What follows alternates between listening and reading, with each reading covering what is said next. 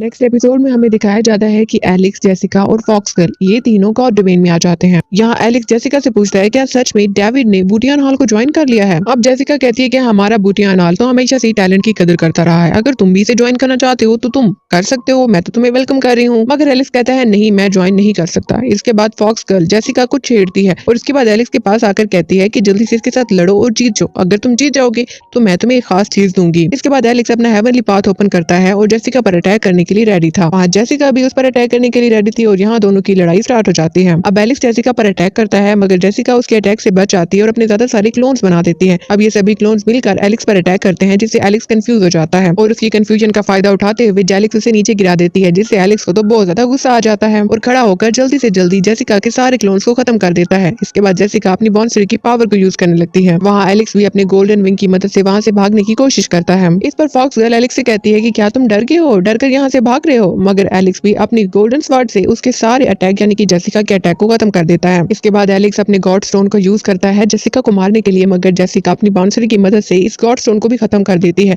अब यहाँ एलेक्स और जेसिका एक दूसरे से तलवार से लड़ रहे थे और ये दोनों ही एक दूसरे को बराबर की टक्कर दे रहे थे और फिर एलेक्स अपनी सारी की सारी एनर्जी तलवार में डालकर जेसिका की तरफ बढ़ता है, जबकि वहाँ फॉक्स गर्ल अपनी एनर्जी जेसिका को देती है और जेसिका को एलेक्स की तरफ फेंक देती है और फिर कहती है कि तुम्हें तुम्हारा गिफ्ट मुबारक हो, मैंने तुम्हें तुम्हारा गिफ्ट दे दिया है। ये सुनकर जेसिका एलेक्स के मुंह पे जोर का थप्पड़ मारती है तो एलेक्स कहता है कि इसमें मेरी तो कोई गलती नहीं है और यहाँ जेसिका वापस रियल वर्ल्ड में आ जाती है। वहाँ फॉक्स गर्ल भी एलेक्स को रियल वर्ल्ड में ले आती है। अब फॉक्स गर्ल एलेक्स को बताती है कि ये तो बस स्पिरिचुअल बॉडी थी जेसिका की, तो अब तुम खुद ही सोच लो कि अगर उसकी स्पिरिचुअल बॉडी इतनी ज्यादा पावरफुल होगी तो उसकी अपनी बॉडी कितनी पावरफुल होगी। अगले दिन उस एम्परर की बर्थडे के लिए एक बहुत बड़ा फंक्शन ऑर्गेनाइज होता है जहाँ एलेक्स फॉक्स गर्ल और जेसिका के साथ जाता है।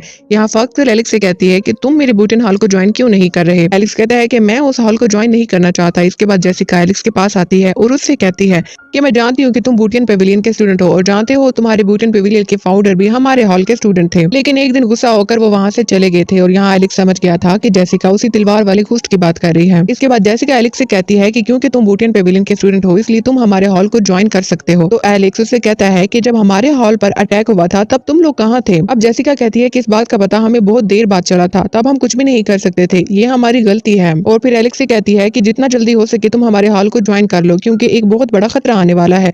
अब यहाँ एलेक्स सोचता है कि इससे पहले भी इसने ये बात बूटियन हॉल में सुन रखी है। इसके बाद एलेक्स को वहाँ पर जिया दिखती है तो वो बहुत ज्यादा खुश हो जाता है और उससे कहता है मोटी लड़की। ये लड़की भी अब एलेक्स को देखकर काफी ज्यादा खुश हो गई थी और उसकी तरफ दौड़ती है। यहाँ एलेक्स भी उसे हक करना चाहता था मगर जैसे ही वो उसके पास आती है उसे थप्पड़ मारती है और उसे कहती है मैं मोटी नहीं हूँ। इसके बाद ये दोनों एम्परर पार्टी में जाते हैं जहाँ पर एलेक्स जिया को बताता है अपने ग्रैंडफादर के बारे में। तो जिया कहती है कि मैं तुम्हारे ग्रैंडफादर को ढूंढने में तुम्हारी हेल्प जरूर करूंगी। तभी वहाँ पर मार्क भी आ जाता है एम्परर की पार्टी में और एलेक्स उसे देखकर बहुत ज्यादा गुस्सा हो जाता है। तो जिया उसे कहती है कि तुम्हें उसे देखकर इतना गुस्सा नहीं होना चाहिए, वो तुम्हें नुकसान भी पहुंचा सकता है। एलेक्स कहता है कि मैं उसे जानता हूँ और मैं ये भी जानता हूँ कि उसकी फैमिली के पास स्पाइडर फॉर्म है। साथ ही हमें ये भी दिखाया जाता है कि रूबी भी इस पार्टी में आ गई थी मगर वो एलेक्स का सामना नहीं करना चाहती थी। इसके बाद एलेक्स जिया को जेन की स्पाइडर टांग दिखाता है, जिसके बाद जिया उसे कहती है कि इसे छुपा कर रखो, सबके सामने मत करो। और वहाँ मार्क जो ये देख लेता है और जेन उसका ग्रैंडसन था तो उसे बहुत ज्यादा गुस्सा आ जाता है और एलेक्स पर अटैक कर देता है। अब एलेक्स उसे वही बॉल दिखाता है जिसके अंदर उसने जेन को कैद कर रखा था, जिस पर वो मार्क का मास्टर बहुत ज्यादा गुस्से में था और उसे कहता है कि मैं तुम्हारे टुकड़े टुकड़े कर दूंगा। तभी हम देखते हैं कि जिया एलेक्स से वो टांग ले लेती है और वहाँ मार्क के मास्टर से कहती है कि जेन मुझे छेड़ रहा था, इसमें एलेक्स की कोई गलती नहीं है, मैंने उसे इस फेर के अंदर कैद कर लिया है। इस पर ये मास्टर जिया से कहता है कि मैं जानता हूँ कि तुम इसे बचाने के लिए ये सब कुछ कर रही हो और तुम्हारे बाप से तो मैं बात कर ही लूंगा, वो तुम्हें औकात में रखेगा। यहाँ एलेक्स उस मास्टर से कहता है कि मैं जेन को आजाद कर दूंगा, उसे नहीं मारूंगा अगर तुम मुझे बता देते हो कि मेरे ग्रैंडपा कहाँ है। इस पर वो मास्टर कहता है कि तब अगर तुम उनसे मिलना चाहते हो तो इसके लिए तो तुम्हें नर्क में जाना पड़ेगा क्योंकि मैंने उसे मार दिया। ये सुनकर एलेक्स को बहुत ज्यादा गुस्सा आ जाता है और वो स्पेयर से जेन को निकाल कर उसे मार देता है और उसके बाद उस मास्टर पर अटैक कर देता है। मगर ये मास्टर एलेक्स का गला पकड़ लेता है और तभी एक बंदा उस पर अटैक करता है जो ऑस्कर का दादा था, जिसे कि एलेक्स ने पहले मारा था और अब वो एलेक्स से बदला लेने के लिए आया था। तभी वहाँ रूबी आ जाती है और उससे कहती है कि एलेक्स को उसने पहले छेड़ा था इसलिए एलेक्स ने उसे मारा था, इसमें एलेक्स की कोई गलती नहीं थी। मगर इस पर ऑस्कर का दादा उसे चुप करा देता है। वहाँ मार्क का दादा कहता है कि मेरे पोते की जान तुम्हारे पोते से ज्यादा कीमती है। अब ये दोनों एक दूसरे से बहस कर रहे होते हैं तो एलेक्स उनसे कहता है कि तुम लोगों को एक दूसरे से लड़ने की जरूरत नहीं है, बल्कि तुम दोनों मिलकर मेरे पर अटैक कर दो। ये बातें सुनकर बाकी सभी हैरान हो जाते हैं कि अब तो एलेक्स बचेगा नहीं, मगर एलेक्स को तो कोई भी डर नहीं था। तभी वहाँ पर एम्परर आ जाता है और कहता है कि तुम दो लोग एक लड़की पर अटैक करना चाहते हो और उसको मारने के लिए तुम लोग मेरे पैलेस को तबाह करना चाहते हो। इस बार मार्क एम्परर से कहता है कि हम पैलेस की फाइट वाली जगह पर भी इसका फैसला कर सकते हैं। इसके बाद वो दोनों मास्टर भी एम्परर से इसकी परमिशन मांगते हैं यानी कि फाइट की, जिस पर एम्परर कहता है कि तुम ज्यादा हो और वो अकेला हो और तुम लोग उसे मारना चाहते हो, ये कैसा रूल है। और फिर ये कहकर एम्पर को गुस्सा आ जाता है, मगर एलिक्स कहता है कि मैं खुद ही इन सबसे लड़ना चाहता हूँ। और यहीं पे ये एपिसोड एंड हो जाती है। नेक्स्ट एपिसोड में हमें दिखाया जाता है कि ये सब लोग बैटलफील्ड में आ जाते हैं जहाँ पर लड़ाई होगी, मगर लड़ाई से पहले एलिक्स उस माँ के मास्टर से पूछता है कि मुझे बताओ मेरे दादाजी कहाँ हैं। वो कहता है कि मैंने तुम्हें पहले भी बताया, मैंने तुम्हारे दादा को मार दिया है। इस पर एलिक्स को गुस्सा आ जाता है और उससे कहता है कि तुम मेरे दादा को नहीं मार सकते। वो कहता है कि तुम्हारे दादा तो मेरे सामने एक चूंटी थे, उन्हें मारना मेरे लिए कोई मुश्किल काम नहीं था। अब एलिक्स कहता है कि अगर इतना ही मुश्किल काम नहीं था तो मेरे दादा ने तुम्हारे एक खास बंदे को क्यों मारा। अब इन दोनों की बहस चल ही रही थी कि तभी वहां पर एक और आदमी आ जाता है और एलिक्स को बताता है कि तुम्हारे दादा को इसने नहीं मारा, ये झूठ बोल रहा है, बल्कि तुम्हारे दादा कुछ इंजर्ड हो गए थे, इसीलिए वो खुद को ठीक करने के लिए किसी जगह पर गए हैं। वो तो बहुत ज्यादा पावरफुल है। इस पर एलिक्स उन्हें थैंक्स कहता है कि उसने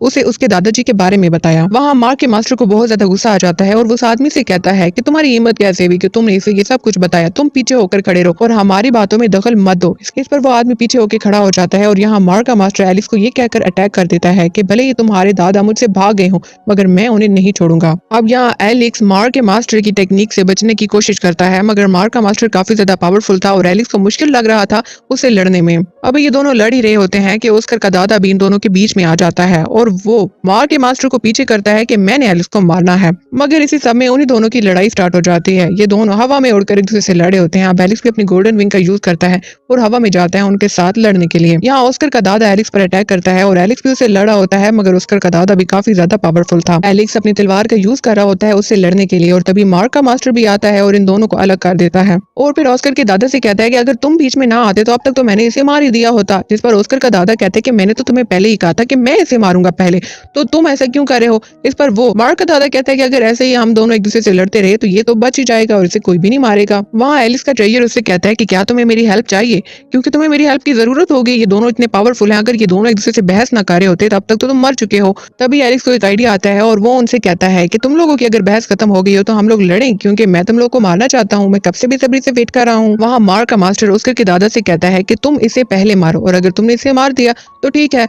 अब ऑस्कर का दादा उसकी बात पर रेडी हो जाता है और एलिक्स पर अटैक करने के लिए आगे बढ़ता है, लेकिन जैसे ही वो एलिक्स को मारने वाला होता है तो पीछे से मार्क का दादा उस पर अटैक कर देता है ऑस्कर के दादा पर और वो जख्मी होकर नीचे गिर जाता है। ये देखकर जिया मार्क के मास्टर से कहती है कि तुम कितने बुज़दिल हो, तुम पीछे से अटैक करते हो। अब मार्क का मास्टर कहता है कि ये बैटलफील्ड है, हम जैसे मर्जी अटैक करें और अगर तुम मुझसे नफरत करना चाहती हो इस बात पर तो तुम कर सकती हो। अब जिया उसे कहती है कि तुम्हें डर नहीं लगता, अगर मैंने तुम्हारी शिकायत अपने फादर से कर दी तो वो तुम्हारी सारी नस्लों को मार देंगे। तभी मार्क अपने मास्टर को गुस्सा दिलाता है और उससे कहते हैं कि क्या आप इस लड़की के फादर के सामने शर्मिंदा होने चाहते हो। अब मार्क का मास्टर तो शर्मिंदा नहीं होना चाहता था और वो एलिक्स पर अटैक कर देता है और जिससे एलिक्स दूर जाकर गिरता है, मगर तभी एलिक्स मार्क के मास्टर पर अटैक कर देता है और इसके बाद अपने ट्रेजर से कहता है कि अब वक्त आ गया है कि तुम मेरी हेल्प करो और ध्यान रखना कि किसी को भी तुम्हारे बारे में पता ना चले। इसके बाद एलिक्स अपनी एक फॉर्मेशन बनाता है और उसका वो ट्रेजर एक बहुत बड़ा स्पिरिचुअल टॉर्नेडो बना देता है, जिसमें से बहुत सारे बीस्ट बाहर आते हैं और उस मास्टर पर अटैक करते हैं लगातार। वहाँ वो मास्टर भी स्पाइडर फॉर्म में आ गया था एलिक्स से लड़ने के लिए, मगर एलिक्स का जो टॉर्नेडो था वो इतना ज्यादा पावरफुल था कि हर कोई हैरान हो गया था। उसमें मौजूद सभी बीस्ट उस स्पाइडर फॉर्म में आए हुए उस मास्टर पर अटैक कर रहे होते हैं, मगर वो मास्टर उन सभी बीस्ट से लड़ नहीं पा रहा होता और आखिरकार गिर जाता है। जब वो गिरता है तो एलिक्स अपने ट्रेजर से कहता है कि वक्त आ गया है कि तुम अपना सेकंड एक्शन लो, इससे पहले कि ये दोबारा से खड़ा हो जाए। और फिर वो ट्रेजर उस मास्टर को अपने अंदर एब्जॉर्ब करने लगता है, जिससे वो मास्टर डर जाता है और एलिक्स से कहता है कि प्लीज मुझे छोड़ दो। और यहाँ एलिक्स उस मास्टर से कहता है कि अब माफी मांगने का कोई फायदा नहीं है, अब तो वक्त गुजर चुका है। दूसरी तरफ ट्रेजर से कहता है कि मेरे लिए भी कुछ एनर्जी छोड़ देना।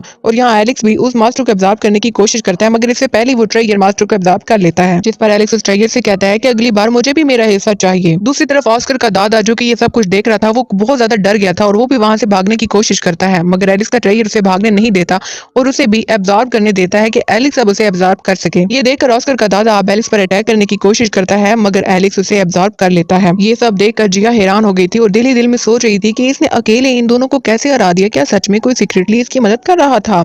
वहाँ रूबी भी सोच रही होती है कि क्या सच में एलिक्स के पास इतनी पावर है कि वो इतने सारे बीस्ट को बुला सकता है। दूसरी तरफ एलिक्स अपने ट्रेजर से कह रहा होता है कि अगली दफा मुझे मेरा हिस्सा जरूर चाहिए, मुझे भी कुछ एनर्जी एब्जॉर्ब करने दिया करो। इस पर ट्रेजर कहता है कि अभी तुम्हारा इतना लेवल नहीं आया कि तुम इतनी सारी एनर्जी एब्जॉर्ब कर सको। तो एलिक्स से कहते हैं कि मुझे भी सिखाओ कैसे एनर्जी एब्जॉर्ब की जाती है। तो ये ट्रेजर कहता है इसके लिए तुम्हें मुझे 2 बीस्ट देने होगी जिसकी एनर्जी मैं एब्जॉर्ब करूंगा, तब मैं तुम्हें सिखाऊंगा। तो एलिक्स कहता है अगर मैं तुम्हें वो 2 बीस्ट दूं तो तुम मुझे क्या दोगे। इस पर वो ट्रेजर एलिक्स को एक मैजिकल फीडर दिखाता है। तो एलिक्स कहता है इससे काम नहीं चलेगा, मुझे तो कुछ और भी चाहिए। और उससे उससे कहता है कि तुम्हें मुझे सुपर नेचुरल पावर भी सिखानी होगी। तो उसका ट्रायर उससे कहता है कि ये फीचर बहुत ज्यादा पावरफुल है, इसको तुम रिफाइन करके यूज कर सकते हो। वहाँ जिया एलेक्स से कहती है कि तुम बहुत अच्छे से लड़े। ये सुनकर एलेक्स बहुत ज्यादा खुश हो जाता है, मगर साथ खड़ी रूबी थोड़ी जेलस हो गई थी। तभी वहाँ पर फॉक्स गर्ल भी आती है और एलेक्स की तारीफ करती है। वो एलेक्स से कहती है कि मुझे लगता था कि तुम्हारे पास पावर और टेक्निक्स हैं, मगर मैं नहीं जानती थी कि इतनी ज्यादा टेक्निक्स हैं, मतलब कि आगे मुझे तुमसे जरा संभल के रहना पड़ेगा। तभी वहाँ पर जेसिका भी आ जाती है और फॉक्स गर्ल से कहती है कि ये जहाँ का स्टूडेंट है उस हिसाब से इसके पास इतनी पावर तो होनी ही चाहिए। तभी हमें एम्परर का बंदा दिखाया जाता है जो कि उसके कहने पर ड्रिंक लेकर आया था। ये ड्रिंक वो एलेक्स के लिए लाया था। अब एलेक्स पी लेता है उस ड्रिंक को, जिससे उसके आसपास बहुत ज्यादा पावर बनती है, मगर एलेक्स थोड़ा मुश्किल पेश आती है, उसे उस पावर को एब्जॉर्ब भी कर लेता है। अब एम्परर एलेक्स से कहता है कि इस पावर को एब्जॉर्ब करना इतना आसान काम नहीं था, मगर इस पावर से तुम हील हो जाओगे। अब एम्परर एलेक्स से पूछता है कि तुम्हें तो मैंने अपनी बर्थडे पे इनवाइट नहीं किया था, मगर तुम यहाँ पर क्यों आए हो? तो एलेक्स कहता है कि मुझे किसी ने बताया था कि मेरे दादा यहाँ पर आए थे, मगर ये तो एक साजिश थी, लोग मुझे मारना चाहते थे। अब एम्परर कहता है कि वो यहाँ आए थे, मगर मेरे बड़ों के कुछ रूल्स हैं जिसके मुताबिक मैं उन्हें रोक नहीं सकता था। अब एलेक्स कहता है कि मुझे आपसे कुछ और भी पूछना है, और वो ये कि मेरे दादाजी मेरे पेरेंट्स को ढूंढने के लिए इंपीरियल पैलेस क्यों गए थे? जिस पर एम्परर बताता है कि तुम्हारी मदर एक दफा यहाँ आई थी, तो तुम्हारे फादर ने उनकी मदद की थी और उसके बाद उन दोनों ने शादी भी कर ली थी। तो एलेक्स उससे पूछता है कि क्या आप जानते हैं कि मेरी मदर पीछे से कहाँ से आई थी? तो ये एम्परर उसे ये बात बताने से इनकार कर देता है। इसके बाद एलेक्स उनको बाय कहकर वहां से जाने लगता है। तो ये एम्परर हंसने लगता है और कहता है अगर तुम वापस रॉयल पैलेस में गए तो वहाँ लड़ाई हो जाएगी। इस पर एलेक्स कहता है कि क्या आपको लगता है कि मेरी वजह से वो लड़ाई हुई थी? और अगर आपको लगता है कि सब में मैं और मेरे दादाजी जिम्मेदार हैं, तो आप मुझे सजा दें। इस पर वो एम्परर कहता है कि तुम्हारी सजा ये है कि आज से तुम हमारी फैमिली के हिस्से हो। और अगले दिन ये अनाउंसमेंट भी कर दी जाती है कि आज से वो उनकी फैमिली का पार्ट है। और इसी के साथ ये एपिसोड एंड हो जाता है।